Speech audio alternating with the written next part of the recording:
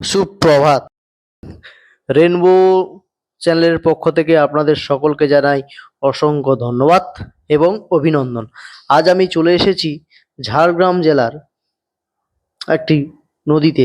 তার নাম হচ্ছে সুবর্ণরেখা নদী, এবং এই সুবর্ণরেখাতে সবথেকে বিশেষ যেটা হচ্ছে সেটা হচ্ছে লাল বালি। এই লাল বালিটা আমাদের কলকাতা শহর বা বিভিন্ন জায়গায় দেখুন, বা গ্রামগঞ্জে যে বাড়ি হয়, এই লাল বালি দিয়েই বাড়ি হয়। এবং এখানকার এই ঝাড়গ্রাম জেলার এই সুবর্ণরেখা যে নদী, এখান থেকে বালি মাফিয়ারা বালি তোলে এবং লিগ্যাল ভাবেও বালি তোলে এবং ইললিগ্যাল ভাবেও বালি ওঠে। দেখুন, মানুষ এতটাই লোভে বা বলতে গেলেই বা অত্যাচারে চলে এসেছে যে লিগ্যাল ভাবে যেটুকু বালি তুলছে, তার সাথে সাথে অতিরিক্ত মাত্রায় বালি তুলে নিচ্ছে। যেই কারণে দেখুন বিভিন্ন ধরনের গাড্ডা তৈরি হয়ে গেছে। প্রাকৃতিকভাবে যে জলের একটা টান থাকে, জলের একটা স্রোত থাকে, সেই স্রোতটাই হারিয়ে ফেলেছে। যে কারণে আজকের এইভাবে বড় বড় দুর্ঘটনা বলুন বা পরিবেশের উপরে বন্যা বলুন, যা কিছু বলুন, এইগুলোর কারণেই হচ্ছে। শুধুমাত্র এইরকম কিছু কিছু মানুষের লোভ এবং আকাঙ্ক্ষার জন্য। যেমন কিছুদিন আগে এই ঝাড়গ্রাম অঞ্চল, এই এলাকার দিকে ওই একটা হাতি মেরে ফেলেছিল। যে প্রেগনেন্ট হাতি ছিল, ওনাকে রড খুঁচিয়ে মেরে ফেলেছে। ঠিক তেমনি শুধু যে জীবজন্তুর উপরে মানুষের লোভ তা নয়, লোভ মানুষের এই নদীর উপরেও পড়েছে এবং নদীটাকে পুরো শেষ করে দিয়েছে। বড় বড় গাড্ডা, মানে একটা নদীতে এত বড় বড় গাড্ডা হয়েছে সে বলার মতো না। আমি বাকিটা, এই হচ্ছে বালির পাহাড়। যেদিকেই চোখ যাবে শুধু বালির পাহাড় আর বালির পাহাড়। দেখুন কিভাবে বালিগুলো সাজানো হয়ে আছে। দেখুন দূর দূরান্ত থেকে যেখানেই দেখবেন মনে হবে যেন একটা বালির পাহাড়।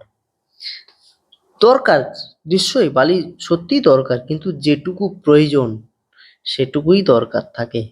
তার থেকে যখন বেশি নিয়ে নেওয়া হয় না, পরিবেশের ভীষণভাবে প্রাকৃতিকভাবে পরিবেশ নষ্ট হয় এবং তার সঙ্গে সঙ্গে মানুষজনেরও ভীষণভাবে ক্ষতি। কারণ প্রাকৃতিক তার নিজের ভারসাম্য হারিয়ে ফেলছে।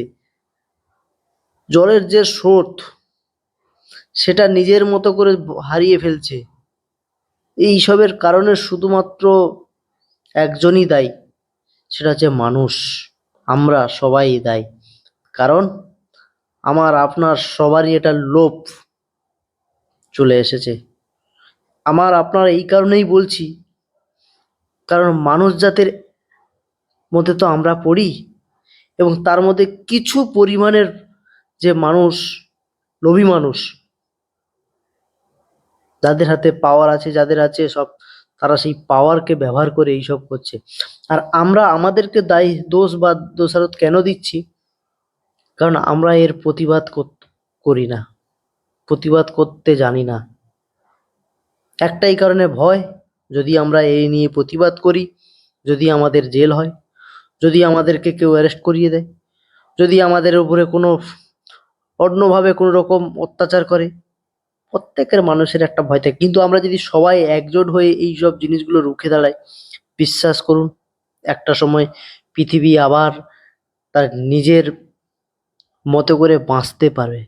প্রাকৃতিক যেভাবে তার আগের নিজের মতো করে বেঁচেছিল, সেইভাবে বাঁচবে। আজকের আমাদের